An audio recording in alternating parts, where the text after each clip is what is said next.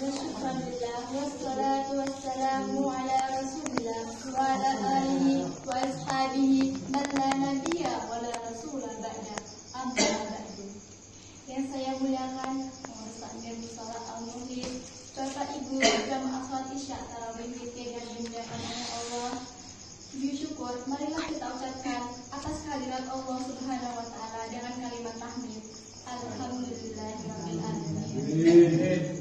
Atas pertolongan dan kemudahan darinya kita dapat melakukan ketaatan dan ibadah malam ini dalam keadaan sehat walafiat. Amin.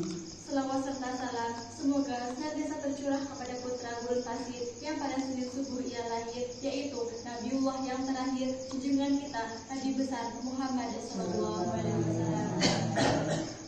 Bulan Ramadan 1446 Hijriah telah hadir kepada kita. Bulan yang di dalamnya Allah Subhanahu wa taala limpahkan penuh keberkahan, kebaikan, rahmat ampunan dan dilipat gandakan kuasa serta dijauhkan dari siksa api neraka. Untuk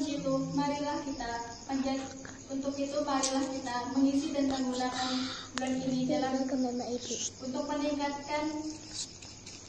meningkatkan kebaikan dan ketakwaan kita kepada Allah Subhanahu wa taala.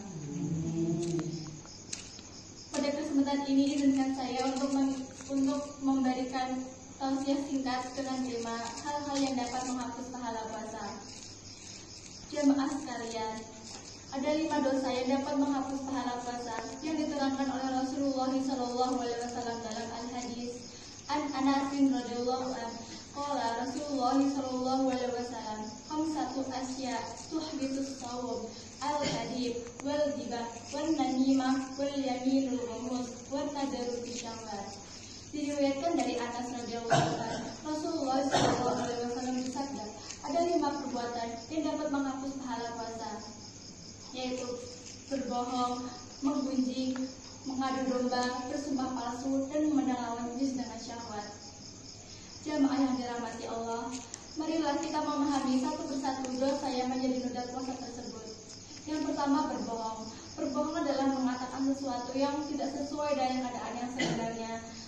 Orang berbohong adalah ada kalanya hanya untuk mempermudah urusan atau menghindari pertanyaan yang tidak penting. Berbohong jenis ini tidak apa-apa, tidak pula berdosa selama tidak menimbulkan akibat yang buruk. Ada pula berbohong untuk menghindari bahaya. Berbohong jenis ini hukumnya wajib. Dan ada pula berbohong untuk mencari keuntungan atau tidak mendapatkan keuntungan tetapi merugikan orang lain. Kebohongan inilah yang mengakibatkan dosa.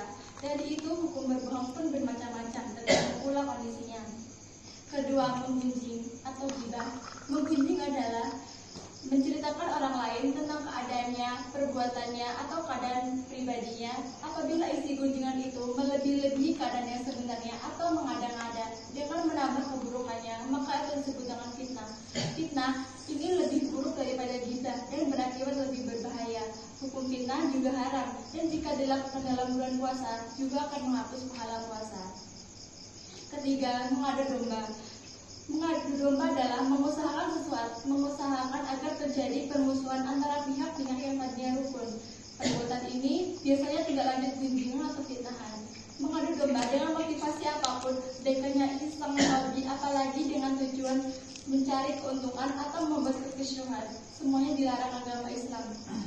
Sebab pihak-pihak yang diadu pasti akan mengalami kerugian baik materi ataupun moral. Keempat, bersumpah palsu. Pasti dengan sengaja akan merugikan suatu pihak dan menguntungkan pihak yang lain. Dan pasti pula akan menghilangkan kebenaran berganti dengan kezaliman. Perbuatan ini sungguh dilaknat oleh Allah dan Rasul-Nya. Dan yang terakhir, memandangi lawan jenis dengan syahwat.